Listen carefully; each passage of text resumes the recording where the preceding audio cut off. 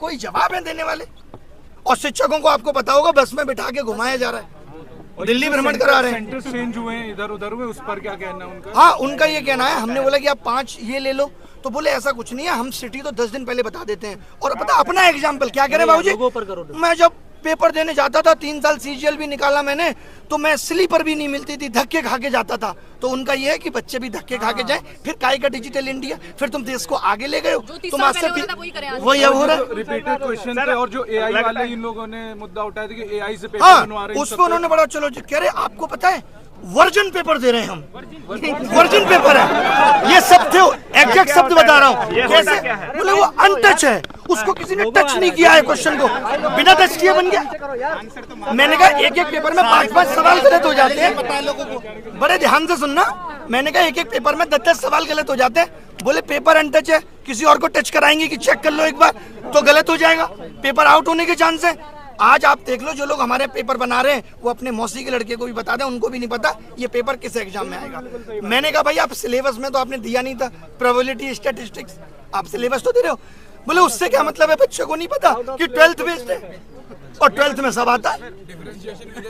तो मैंने कहा आप ये भी लिख दो कि भाई 12th बेस्ड है, एनसीईआरटी पूछेंगे तो बोले लिख देंगे, ये इनडायरेक्टली तो लिखा हुआ ही है। कुल मिला के उनको किसी बात के लिए इतना सा रिग्रेट नहीं है कि बच्चे परेशान है या एग्जाम सिस्टम खराब है। उनको लग रहा है हम भी धक्के खाते थे, तुम लोग भी धक्के खाओ, धक्के खा के कोई नौकरी तुम्हारे हिस्से में आ जाए तो अच्छी बात है, नहीं तो नहीं। किसी भी बात के लिए उनको कोई रिग्रेट या परेशानी इस बात से नहीं है, वो मजे में है पूरे। और सर आप पूरे देश के शिक्षकों को आंदोलन करने के लिए बुलाए थे, अब मिलने के लिए डीओपीटी से बुलाए थे सर। हमको लगता है कि देश के तमाम शिक्षक आए हैं, सारे शिक्षक लगभग आए हैं और इतनी संख्या शिक्षकों की थी। आज जो पूरा क्रम हुआ, जैसे प्रशासन का जो आप लोगों से बिहेवियर रहा, आप एसएससी चेयरमैन से भी मिलकर आ रहे हैं, आपको क्या लगता है जो ये पूरा हुआ? आज सुबह डीओपीटी वालों ने भी बोल दिया था कि मिलेंगे। हाँ। फोन पे बात हो रही थी, बाकायदा नंबर आ रहे थे, ऐसे लग रहा था कितने सम्मान से बुलाया जा रहा है। तो आप सुबह से देख रहे हैं हर चीजों को सर, और पहले से भी लगे हुए हैं। कितना उम्मीद है कि आपके इस रिफॉर्म वाले आंदोलन से, इस मीटिंग से कुछ प्रभाव पड़ेगा या कुछ अंतर देखने को मिलेगा, कुछ सुधार होगा? जितना ज्यादा से ज्यादा बच्चा यहाँ आके बैठेगा तो इस सिस्टम को ठीक करके ही जाएंगे, क्योंकि इतनी कमियां है ना। जैसे हमने बोला माउस और कीबोर्ड, हाँ ये मानते हैं थोड़ा माउस दिक्कत कर रहा है हर जगह माउस। हमने बोला एक बच्चा पीटा गया, बोले अच्छा बच्चा पीटा गया, वीडियो कहाँ दिखाइए, लिंक दे दिया कि भाई ये वीडियो है। उनको ये भी नहीं पता, वैसे उनको एक एक बात पता है, उनको हमारी वीडियो के एक एक शब्द पता है कि हम क्या बोलते हैं। उनको ये नहीं पता कि एक बच्चा पीटा गया है, बच्चों के साथ अभद्र व्यवहार हो रहा है। हमने कहा इन्विजिलेटर आप ऐसे ही रख ले रहे हो, बोले फिर कैसे रखें, चेक करने जाएं कि इन्विजिलेटर क्या करता था पहले, नहीं करता था। तो कुल मिला के सारे जवाब उलूल जुलूल थे और मीटिंग बहुत ही बर्बाद हुई। जो फीस लेते हैं वो किस बात की लेते हैं अगर आप व्यवस्था ही नहीं करवा पा रहे हैं? फीस ले रहे हैं, गलत क्वेश्चन का पैसा ले रहे हैं, बस्ता रखने का पैसा ले रहे हैं। कह तो रहे हैं जो पैसा ले रहे हैं उससे रोडें बन रही है, आप तो देख ही रही हो। बच्चों की बेरोजगारी का रोड बनवाइए। एसएससी कमीशन को ये बोलना चाहिए कि गलत सवाल के आंसर का 100 रुपए आपकी रोड बनाने में लग रहा है। और सच में रोड भी सर रोड भी तो नहीं बन रहा है। धीरे धीरे इकट्ठे हो रहे हैं, पूरे देश से बच्चे को बुला रहे हैं, यहीं बैठेंगे जब तक ये सिस्टम सही नहीं हो जाता। सुबह तक डीओपीटी बहुत नॉर्मल था, बात करने में कोई दिक्कत नहीं हो, अचानक लग गई, कैसे इतने लोग आ गए, ये कैसे हो गया, हटाओ अब नहीं मिलेंगे, ईगो पे ले ली बात, वरना उससे पहले मिलने को तैयार थे। हाँ। सत्र चल रहा है, आप लोग अभी बवाल मत करिए। देखिए अभी संसद सत्र चलेगा, फिर 15 अगस्त आ जाएगा, उसके बाद दिवाली की छुट्टियां आ जाएंगी, फिर क्रिसमस आ जाएगा, फिर न्यू ईयर सेलिब्रेशन होगा, फिर मकर संक्रांति, फिर वैलेंटाइन डे, ये तो चलता ही रहेगा। समस्याओं का निदान होगा कब? रोजगार का पानी उनका क्या होगा? ये सरकार की जिम्मेदारी नहीं है। सर जिनका लास्ट अटेम्प्ट है उनका क्या? लास्ट अटेम्प्ट पे मैंने पूछा कि आपके पास तो डीओपीटी से लेटर भी आ गया था, तो बोले उन्होंने यही तो कहा था कि इसको अग्रेसित करो, हमने कर दिया, रिजेक्ट कर दिया।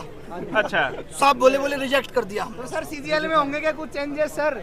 कह रहे सीजीएल बहुत अच्छे से कराएंगे। सर कब कैसे डेट भी तो देते सर डेट भी तो देते। लगा तो उनकी बातों से पोस्टपोन होने वाली बात में शायद ना हो, लगा है। लेकिन उन्होंने एक बात और कही, जब आप शुरुआत में आप लोगों ने वीडियो देखा होगा, उन्होंने कहा आंदोलन करने की जगह जंतर मंतर है, तो आप लोग जंतर मंतर आइए वहाँ नहीं। हाँ मतलब ये कि आप जंतर मंतर पे जाके बैठो, अभी आप यहाँ ज्यादा बैठने लगोगे, इनको लगेगा यहाँ बहुत ज्यादा भीड़ हो गई, तो यहाँ भी ये कहने लगेंगे अब यहाँ भी मत बैठो, तो आदमी कहाँ बैठे? सोशल मीडिया की आवाज आप सुन नहीं रहे, तो कैसे भी तो आदमी अपनी आवाज पहुंचाएगा। सरकार इतनी बहरी कैसे हो सकती है? बच्चों के साथ जो अभद्रता की गई उसका क्या जवाब होगा?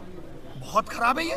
लोग बच्चे छोड़िए, आप टीचर्स पे लाठीचार्ज, उनको गलत तरीके से जबरदस्ती बस में बिठा के ले जाना ये कितना गलत है। और वहाँ पे क्या कर दिया था, टीचर ये कह रहे थे कि भाई 4 लोग हम में से डीओपीटी मिनिस्टर से मिलना चाहते हैं, लेकिन उनका ईगो आज इतना बड़ा है कि वो किसी से नहीं मिल सकते। बात भी नहीं सुनेंगे बच्चे। मैं आप सबको कैमरे के माध्यम से बताना चाहता हूं कि ये 1 साल की भर्तियां 3 लाख करोड़ का घोटाला है और वक्त आने पर इन सबके प्रूफ दूंगा। 3 लाख 3 लाख करोड़ के घोटाले। आप क्या अपनी नौकरी से 50,000 रुपए की उम्मीद कर रहे हैं जहाँ इतने बड़े बड़े स्कैम चल रहे हैं। ये एडुकेटी का आना इतना आसान नहीं है।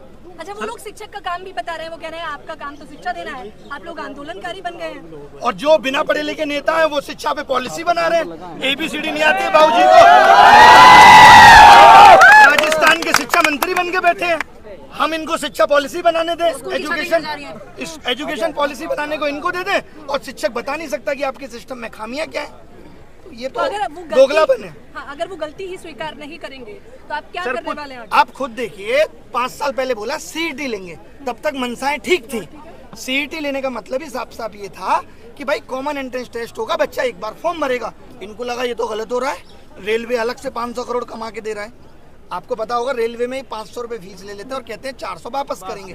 कब वापस करेंगे ये नहीं पता है। 1 करोड़ लोगों की 400 रुपए फीस रख कर बैठे हैं।